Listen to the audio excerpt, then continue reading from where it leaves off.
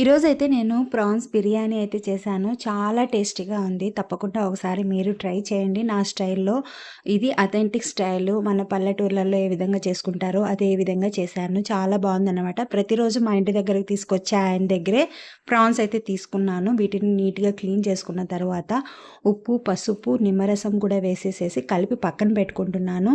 తర్వాత స్టవ్ మీద అయితే బాండీ అయితే పెట్టుకొని ఒక 3 స్పూన్ల వరకు అయితే ఆయిలు, 3 స్పూన్ల వరకు నెయ్యి వేసేసుకొని హోల్ గరం మసాలా అయితే వేసుకున్నాను. బిర్యానీ ఆకు, అనాస పువ్వు, స్టారు, రాతి పువ్వు, చెక్క, లవంగాలు, అలాగే యాలుకలు, షాహీ జీరా ఇవన్నీ వేసేసుకొని కాస్త హీట్ అయిన తర్వాత ఆయిల్ హీట్ అయ్యి వేసుకున్న తర్వాత వీటిని వేయించుకున్న తర్వాత ఎర్రగడ్డ ముక్కలు, పచ్చిమిర్చి, అలాగే కరివేపాకు ఈ మూడింటిని కూడా వేసేసేసి ముక్క మెత్తపడేంత వరకు ఫ్రై చేసుకోవాలన్నమాట. తర్వాత నేను ఈ అరపావుతోటి 3.5 గ్లాస్ అయితే వేసుకున్నాను.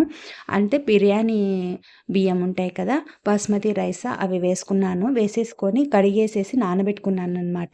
ఇప్పుడు చూడండి ఎర్రగడ్డ ముక్కలు మెత్తబడిపోయాయన్నమాట. తర్వాత ఒక 2 స్పూన్ల వరకు అల్లం తెల్లగడ్డ పేస్ట్ అయితే వేసుకొని పచ్చివాసన పోయేంత వరకు వేయించుకున్న తరువాత ఇందులోకి టమోటా ముక్కలు, కొత్తిమీర, అలాగే పుదీనా ఈ మూడింటిని కూడా వేసేసేసుకొని టమోటా ముక్కలు మెత్తబడేంత వరకు ఫ్రై చేసుకున్న తరువాత ప్రాన్స్ ముందుగా కడిగి పెట్టుకున్నాం కదా, కలిపి పెట్టుకున్నాం కదా మనం నిమ్మకాయ రసము అవన్నీ, వాటిని కూడా వేసేసేసి ఒకసారి బాగా కలుపుకొని ఇందులోకి మసాలాలు అయితే వేసుకోవాలన్నమాట.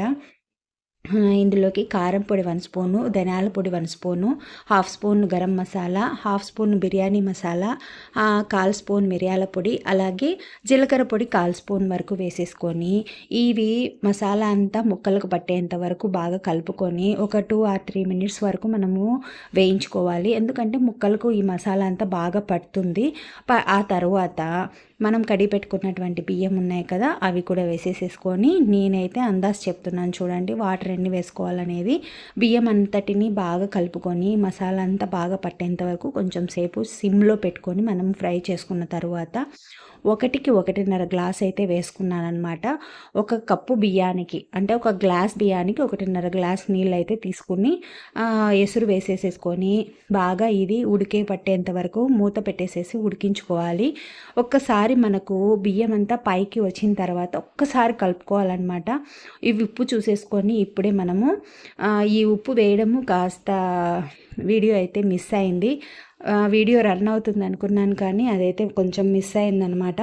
తర్వాత ఇప్పుడు ఒక్కసారి మనం అట్లా కలబెట్టేసేసుకుంటే సరిపోతుంది. ఎక్కువగా కలబెట్టినామంటే ముక్కలు ఇది బియ్యం కదా విరిగిపోతాయి అన్నమాట తొందరగా.